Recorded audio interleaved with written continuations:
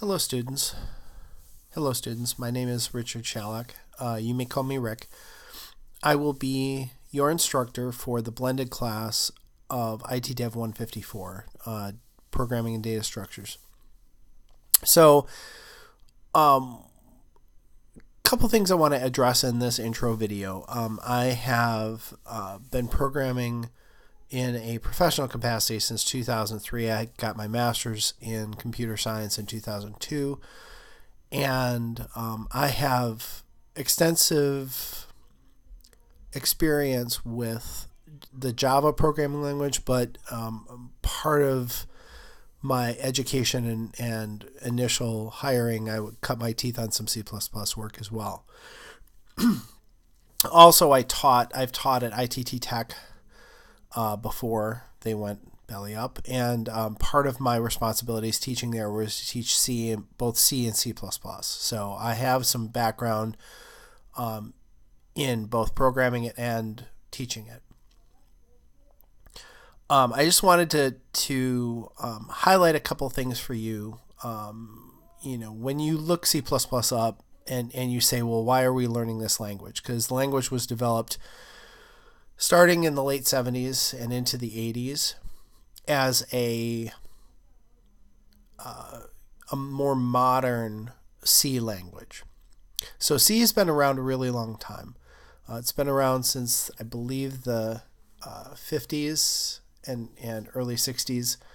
And the C programming language is tied to hardware, and it's not very clean in the way it does things. So it is a procedural language. You should have studied procedural languages versus object-oriented languages. C++ is an actual object-oriented language, whereas C is a procedural language. The difference being that your main work in a procedural language is done with procedures or functions, whereas in an object-oriented language, your main body of work is done with objects and methods on those objects. So the objects themselves have methods which do work, and you can create objects and do work with them, whereas in C you can't. You have to develop new functions for things if you want new functionality. Apologize for my voice, by the way. I am not feeling very well. I'm a little under the weather, so if I start coughing or whatever, there might be some clips in this audio where I have to edit that out. But anyway, so C++, if you look it up on Wikipedia, was started by a Danish computer scientist working at Bell Labs, Bjarne Stroustrup, and you can actually see if you go. He produced a book which encompasses the standard template library of C++. So the essentials of the C++ language are in that. If you were to go to purchase that book, it has an explanation of basically everything in the C++ language. If I could find the name of this stupid book he wrote, excuse me, the wonderful book he wrote. But the standard template library is his creation, and it is the basis of the C++ language. So it started development in 1979 and continued into the 80s as he worked for Bell Labs. So C++ in 1985. It was in 1983. It was actually released, and it became an ISO standard a little bit later on. The thing about C++ is it has a number of benefits over other programming languages of the day. Yes, it is object-oriented, which is good because, as Smalltalk proved in the 70s, that object-oriented languages are much easier to develop and much less prone to bugs and errors in the code because objects were a more natural way of dealing with design. So it had that element, but also it carried over all of the legacy C code. So you could program pretty much a straight a C program from C++. Carries all the, if you want to call it, benefits of the C language. And we're going to be using some of that here in our programming in dealing with data structures. So anyway, C++ is an object-oriented language. It was developed back then, and it's still being used today. So if you think about the biggest space C++ has right now is, I shouldn't say the biggest space. I should say the space with the most interest is in embedded programming. C is a very lightweight language, and so is C++. It's a very lightweight language. It takes up not too much memory. And you get all the benefits of C, meaning you can address memory space. C is very connected with the hardware. So what you can do is if you're limited with your memory, C is a great programming language, and by extension C++, because you have all that available to you, and you have classes as well. And the reason I say embedded programming is it's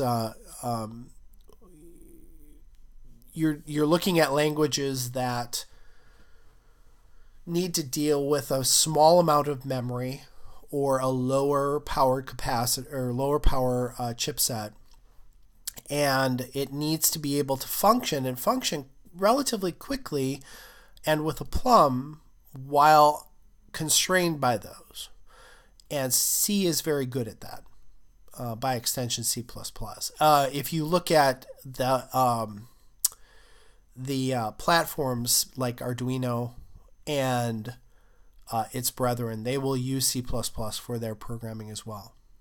And if you ever program in Arduino, you quickly realize that you don't have unlimited memory. It's not like Java or even C++ on a computer where you can randomly go and assign a large section of memory to whatever you're doing, or create an arbitrarily large class. You've got gigabytes of memory at your fingertips.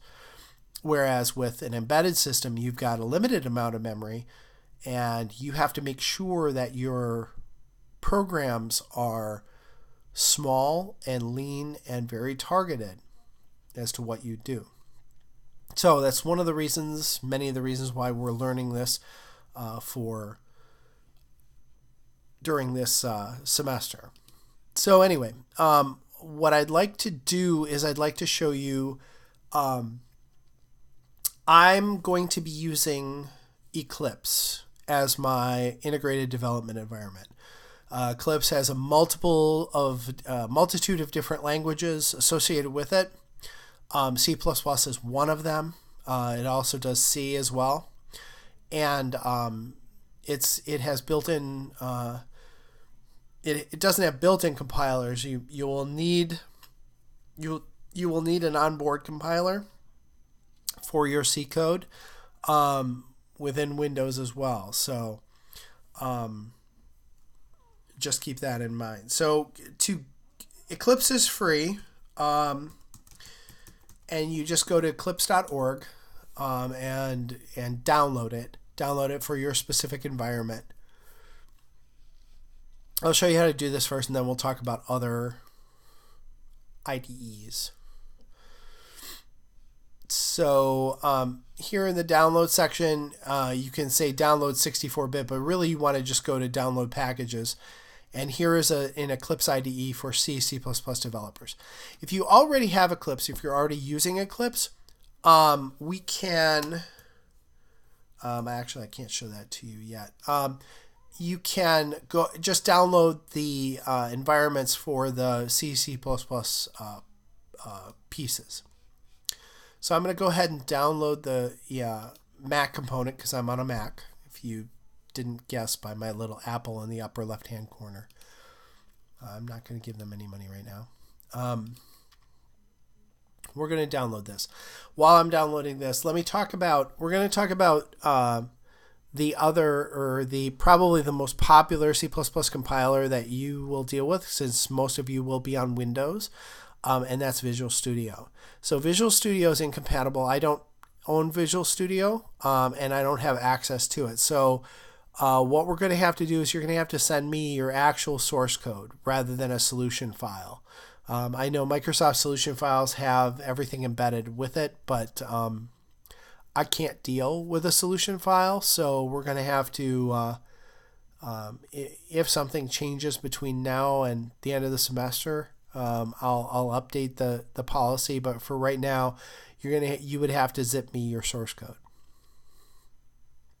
out of the source code folder.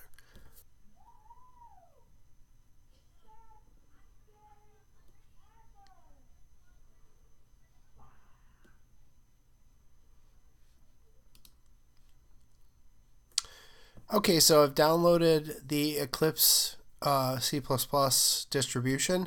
I'm going to go ahead and open it up, and I'm going to put that, now that we're opening it, both the Windows and the Mac components are going to be the same. You're going to open it up, and Eclipse will be there. I'm not going to put it in my applications folder right now. My applications folder is already has a version of Eclipse in it. So what I'm going to do is I'm going to put it in my local applications folder. You can stick it wherever you like. It is self-contained. So the Eclipse application itself is self-contained, at least in the Mac version. In the Windows version, you may have to do some installation. I doubt it. I think it's just you copy the folder out and there's an executable in it. Yeah, I want to open it. Okay. So when you first open Eclipse, you're going to get a welcome screen that is going to appear, and it will ask you to set up a workspace. Okay, your workspace is where all your projects are going to live. Again, if you choose a different IDE, this will be different. Here, I'm just going to go ahead and I'm going to say Eclipse, I'm going to say C++ workspace. I say CPP because all C++ files are going to be .cpp, by the way. So I'm going to create a brand new C++ workspace. We're going to let it load.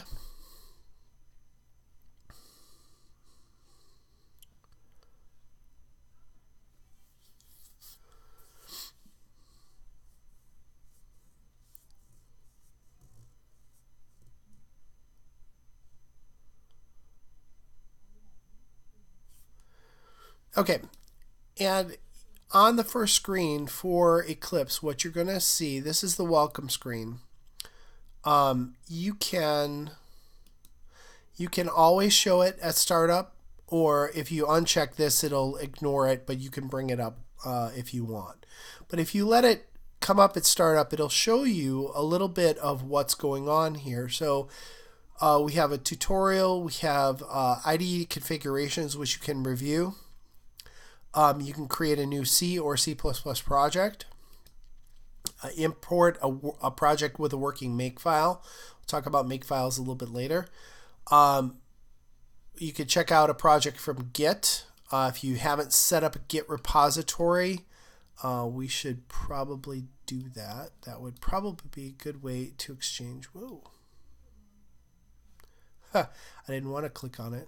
Let me go to welcome screen. Welcome. It's under help welcome. Come on. So we could check out a project from Git. Actually, we'll probably talk about that this Thursday because that would be an easier way of you guys getting projects to me.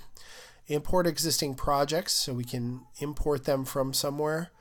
Launch the Eclipse Marketplace, which is where you would get additional Eclipse code and plugins to make it more feature rich. There's an overview of the features or tutorials, some samples if you like, and if you're new to this, you don't need this, but if you've used Eclipse before.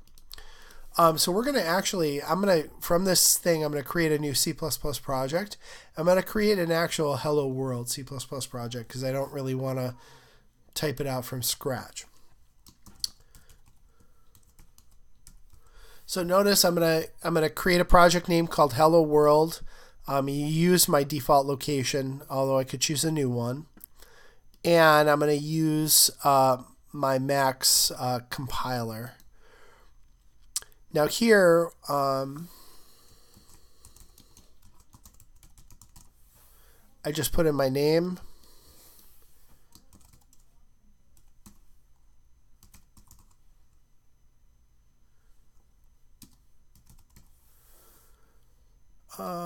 We'll leave the default Hello World greeting there. Now if you click next, so this is the basic settings. There's an author copyright notice, in this case Hello World greeting, but we'll see what a normal project looks like. And your source code should always be src. And then you can we can select platforms and configure you wish to deploy on. Oh yeah, we want to deploy a debug and a release version when we get there. I don't really want to do the advanced settings just yet. We'll just click finish and see what happens.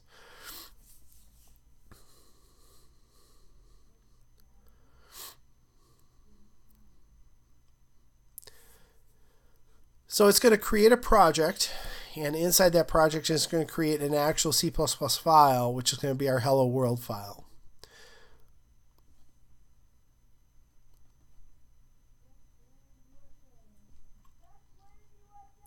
And once it has all of that, it will take us to the actual Eclipse desktop.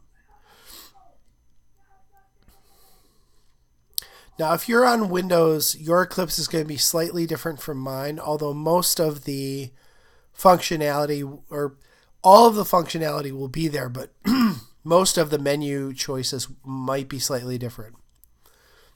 So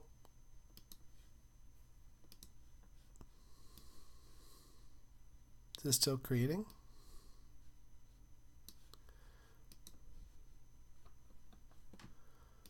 No. Let me go to the workbench. Let me see. Oh, it's there. All right. So anyway, on a Mac, I have preferences under the Eclipse menu. On Windows, it might be under the Tools menu or under the Help menu. There will be probably a Tools menu here for Eclipse on the Windows version. You'll want to poke around and familiarize yourself with it. So, just as an example, let's take a small tour. So, this is a build icon. Anytime you see the hammer, it's build. So, in building your project, what it does is it takes your C++ file and it links it to all the other software and creates an executable on that platform. Okay, so for me, it's on a Mac platform. It's going to create essentially a Unix executable. Here, if you've built the project, then you can actually launch the program and run it. All right. If you need to stop execution in the middle, you can stop it here. Here we've got Here we've got our launch configurations. So I can choose a new launch configuration. So what do I want to run this as? Well, I want to run this as a C++ application, and I want to debug it at this point. So that's my launch configuration. I'm going to call it Hello World Debug, and I don't have an application. Actually, let me build this first. So I'm going to build it. You can see the actual command line that was executed. So we're invoking a C++ compiler from GCC, and it has some interesting command line switches here for creating a new program. Now you'll notice I had just the source. Now I've got actually have binary files. And at this point, I can actually have a launch configuration. And it's going to give me the Hello World application. So you cannot launch the application before you've built it. Okay, so you have to build it first. Keep in mind too, when you make changes, you have to rebuild to pick up those changes. So in this case, if I want to run this, it's going to say hello world in my console, hello world, right? If I at the end of this, or if I change these, if I change the exclamation points to pluses, now I can run it again, but it's going to be, okay. I'm going to run it. I can run it again. No, it rebuilt it.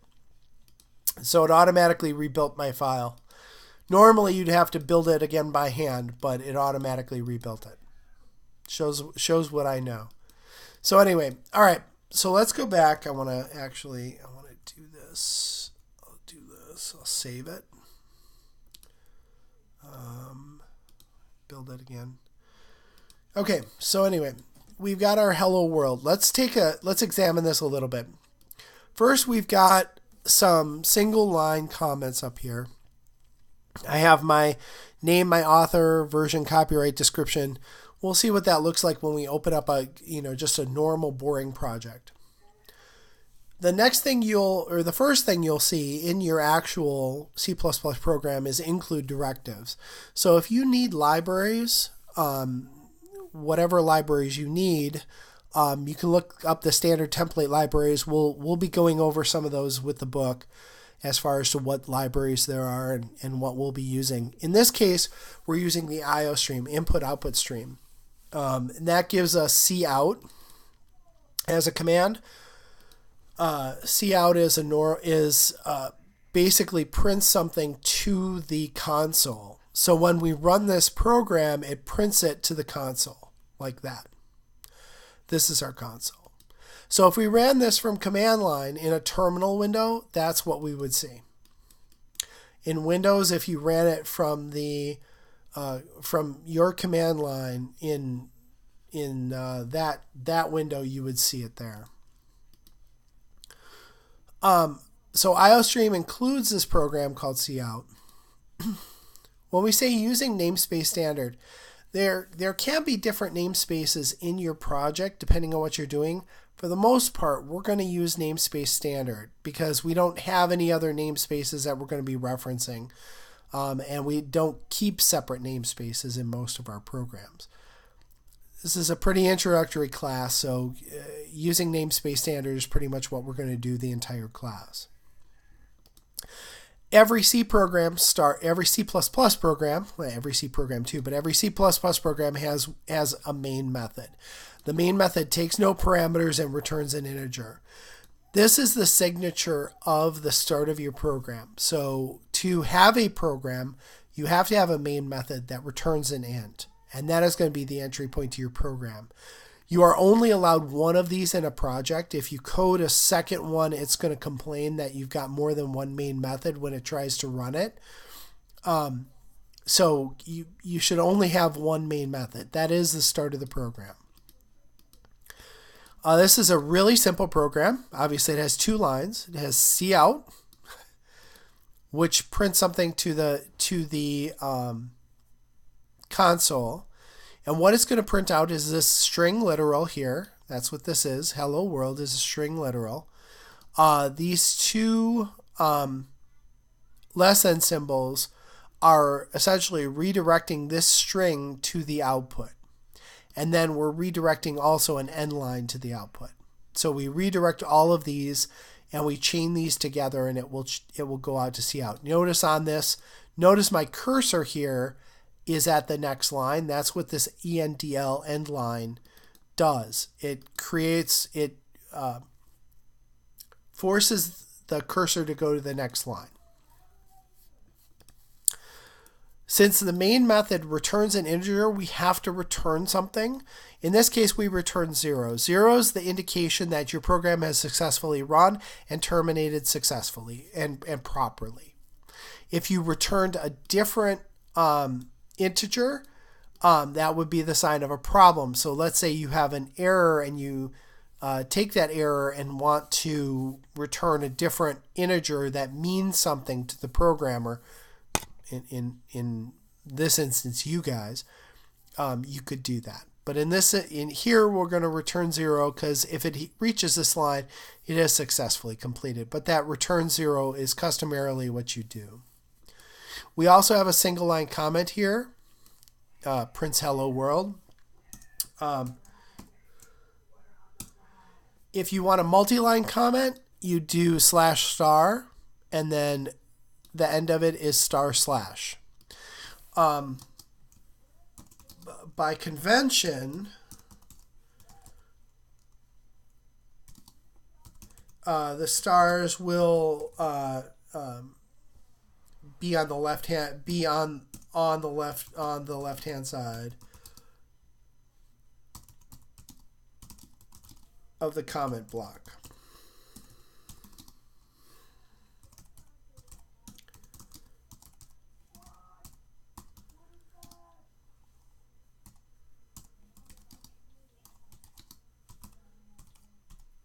Now, the thing about this is the notice that when I did that, I did /*, right? And then I hit return.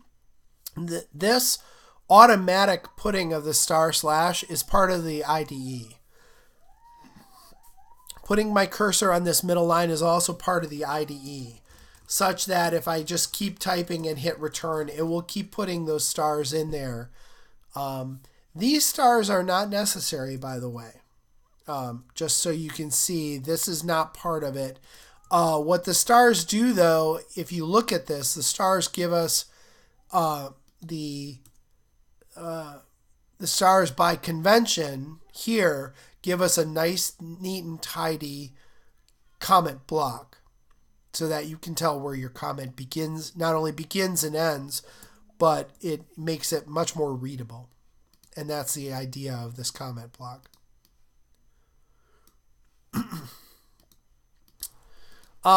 So the IDE is controlling these stars coming in on this left-hand side. The IDE controls a lot of things. It controls the syntax highlighting you see and the coloration.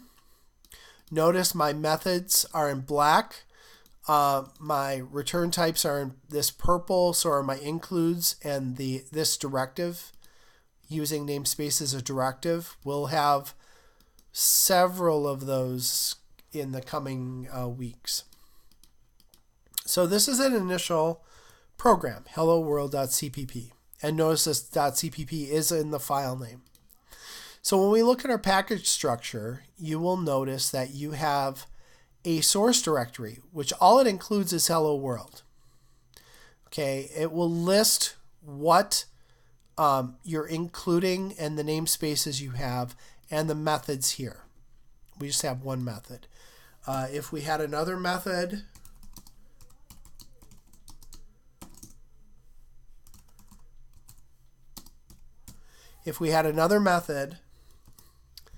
it would show up on this side as well, and its return type. Notice that it has already performed some includes here as part of this. I have a binary called hello world, which is what gets run every time I click the run button. And here we have our debugs. So the debug area has the make file. This is what actually builds the Hello World project. You'll note that when I save it or when I click build, these are the commands you're going to see coming down. So we're actually going to see, if I click build, we're actually going to see make all. So where is make all? Make all is right here. So we make all, and what make all is going to do is it's going to come into here, building target, building file, invoking linker. See, building target, invoking linker, G++ hello world, finish building target. And that's what gets invoked. If we wanted to, you should be able to right click this and have to see. These are different commands. So if I'm in the same folder as this make file, let me just, let me get, where is this? So if I go to,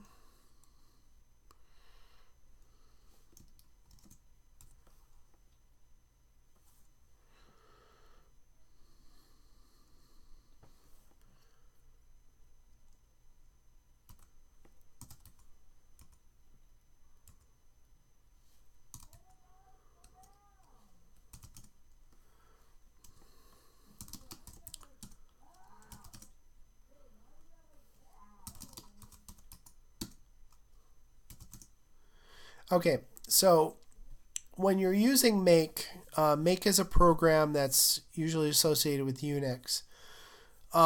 Make has, for make to function, you need a make file. So when you have a make file, as we do here, when you execute the command make, what's going to happen is these here are your targets. So we can make hello world, we can make all, we can make clean. You don't want phony, but if I said we're executing make all as is right here. If I wanted to, because I'm in the same folder as a make file, I could say make clean. And now notice what it's done. It's removed hello world.o and executed the hello world build. And here's that. So you can use the IDE here, or if you wanted to, you can use it from a command line. It's up to you. If I say make all, oh, nothing to be done for all. So make clean and make all. And there it is. Notice the exact same syntax here as I had when I did make all here. Okay, so you can do it from the command line. You have to be in the same folder as the make. So here I'm in the same directory in Hello World Debug. I'm in the same directory as my make file, and being in that directory, then I can execute make. You can hand code these make files. You can change them. There's not, if you want a separate, if you want a secondary target or a different target, feel free to do what you wish to this. Just know that when you build it for the first time, the IDE is going to make this make file for you, and you probably want to leave this one. If you want to add to it, that's fine, but I wouldn't go changing a lot of this. Okay, so that's Eclipse. If you have a different, again, if you have a different IDE that's not Visual Studio, we can talk about what you can send me for a project. I've worked with NetBeams, I've worked with IntelliJ, I've worked with other IDEs. If it's free or available to me, you can send me the project files. Just you would need to let me know what that is, and I'll send out an email kind of asking people what they're going to use. So anyway, this was a really quick introduction to Eclipse. Go into preferences here for a second before I shut off. So you have, Eclipse will have some general preferences like appearance, editors, notifications, perspectives. The perspectives are these different windows. So this is the Project Explorer. This is your editor window. Here's an outline. Like when we switch to the Hello World CPP, here's an outline of our Hello World file. So, sorry, let's go back into preferences. So these are different preferences you can set. I usually take the defaults for most things. What would end up happening is if you got hired by a place, you're going to end up using their tools and their preferences. Usually they will have a setup, unless it's a really small place you're working at.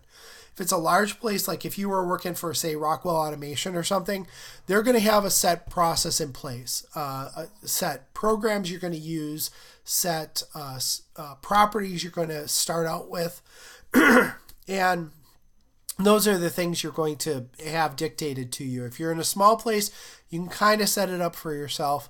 Once you get to programming, you'll understand what all these mean, and you can change them to see fit. Something like code style here under the C++ template, we have code templates. So notice under comments, right?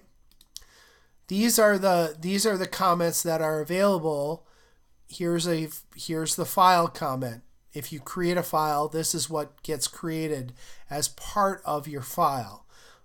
If you wanted to have specific field or method comments, whenever you had a field or method, if you wanted to create comments for those, and create, boilerplate comment. So in here, I've got, if I wanted a method comment, I select this and I go, where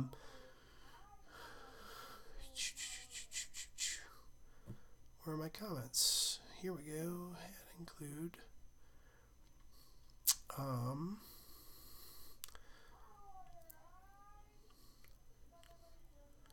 Should be source.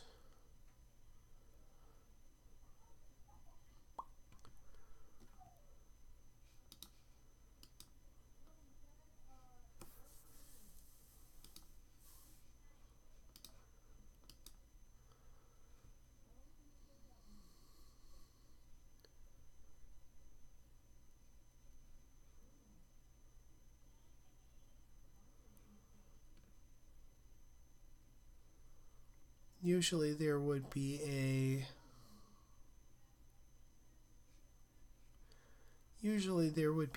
under source, there would be something to include. Toggle comment. No, I guess not. There would be something where I could actually create a comment here from this method. But for some reason it's not showing me anything.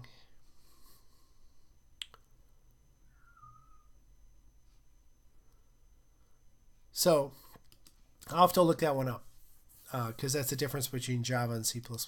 Anyway, so for this is probably this should at least get you started if you haven't dealt with a C++ IDE or don't have one available, because you can create new projects with this. In fact, if we say new project, new C++ project, right? So we're going to do these are the types of projects we have. So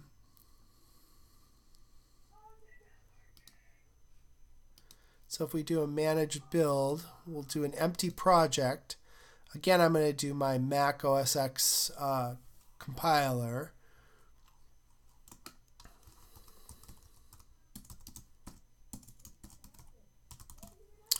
So if I say this is my second project, I want debug and release, and we're going to finish. Now I get my second project here. And all we have are includes. And in this case, I can go ahead and say, oh, I want a source directory.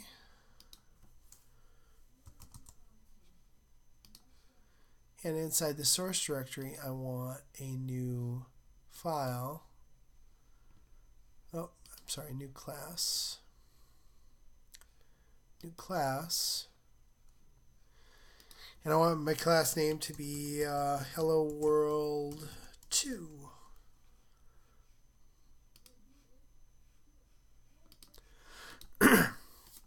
Now, I've created this new class out of the managed C++. So let's take a look at how this is different. first off, you notice I got two files, right? With that, I got a C++ file, and I got something called a .h. We'll talk about that on Thursday. Needless to say, .h is C++ is a strongly typed language, and it has some contractual obligations. That meaning these header files you can use as sort of like a blueprint to create programs or classes in this case. So we'll talk about that on Thursday. But just know that there are multiple ways to make C++ programs, and you can get started. So that's the introduction. And if you got any questions, you've got my email. Thanks.